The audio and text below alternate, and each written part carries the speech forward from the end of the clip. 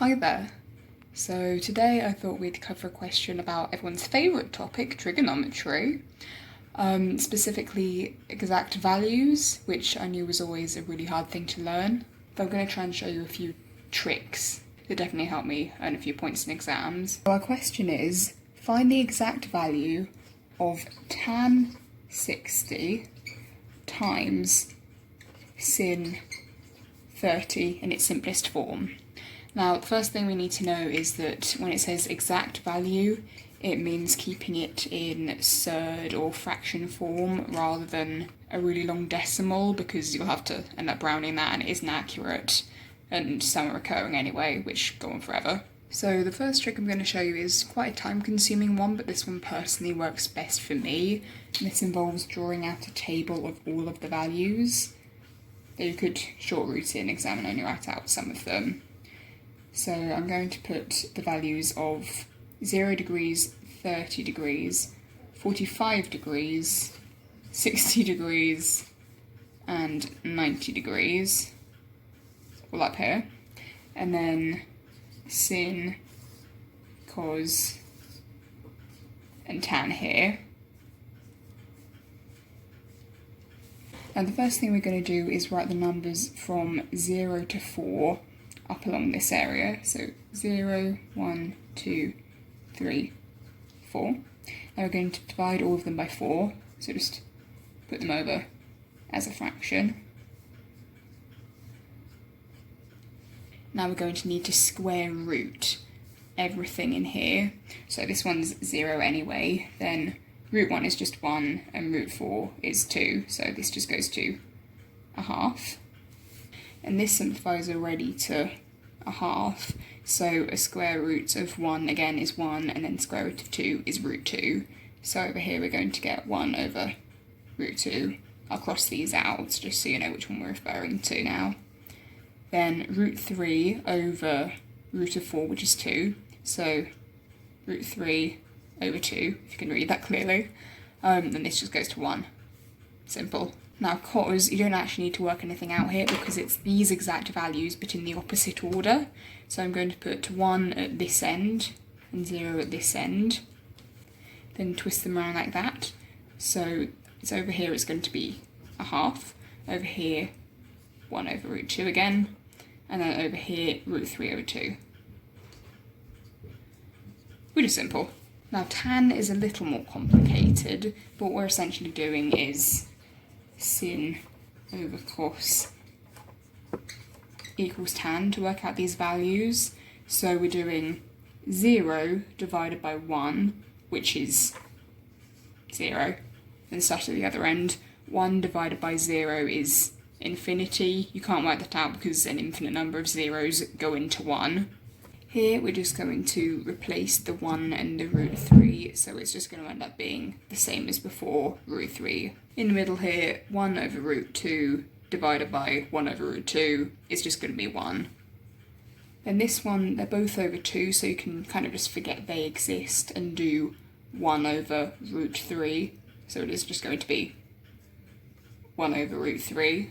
So this is the complete table of values, if you can see it clearly. Now I've just tried to make that a little bit. I know my handwriting isn't the tidiest. Now the second method, which takes a significantly shorter amount of time, is to use triangles based on Pythagoras' theorem. So we know that if an angle you're looking for is here, this will be the hypotenuse, this will be the adjacent angle, and this will be the opposite. So we can use all of our SOHCAHTOA things here. So for example, you could use sin to work out O over H, or opposite over hypotenuse. But there are two specific triangles that you learn for trigonometry. One of them being if you put 30 degrees here, 60 degrees here, and 90 degrees here as a right angle triangle, then the value of the side will be 2 here, 1 up here, and root 3 here. So I'm also going to label this with hypotenuse, adjacent, an opposite like above. This is obviously for if you are using 30 as the angle, it would be the other way around, so this would be the opposite and this would be the adjacent if it was 60 that you were using. So if I use the part that I asked about in the question, which is sin 30, you'd have to use this part up here. So sine x equals O over H is the general formula, but we are looking specifically for sine 30, and we know we can substitute the O and the H values that we know. So if O is 1 and H is 2, sine 30 will be 1 over 2. And if we check back with our other table, sine 30, 1 over 2. Perfect. So the question was asking sine 30 times tan 60, so we've already got our 1 over 2 here, times tan of 60.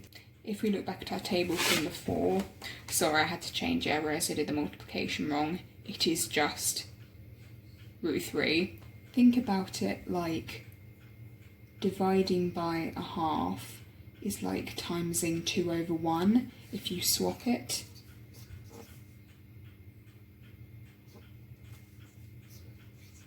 So this is the same as the root 3 over 2 times 2 over 1, or just times 2.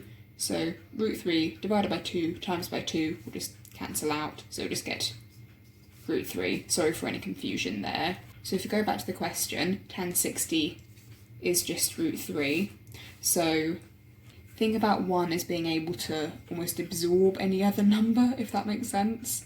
So if we make it simpler by putting it onto one big equation, if this makes it easier to visualise, then we can make it into one big fraction by doing 1 times root 3 as the numerator and then 2 times 1 as a denominator. So this will just simplify down to 1 times root 3 is root 3, and then 2 times 1 is 2. So our answer to tan 60 times sin 30 is root 3 over 2. And just at the end I want to add on the other equation that we didn't manage to use in this, the other triangle. So it's a bit uneven, but imagine these two angles are 45, this one's 90 again. So same setup as before, but here it's root 2 and 1 and 1 here. That's all folks. Sorry for any confusion and thanks for listening.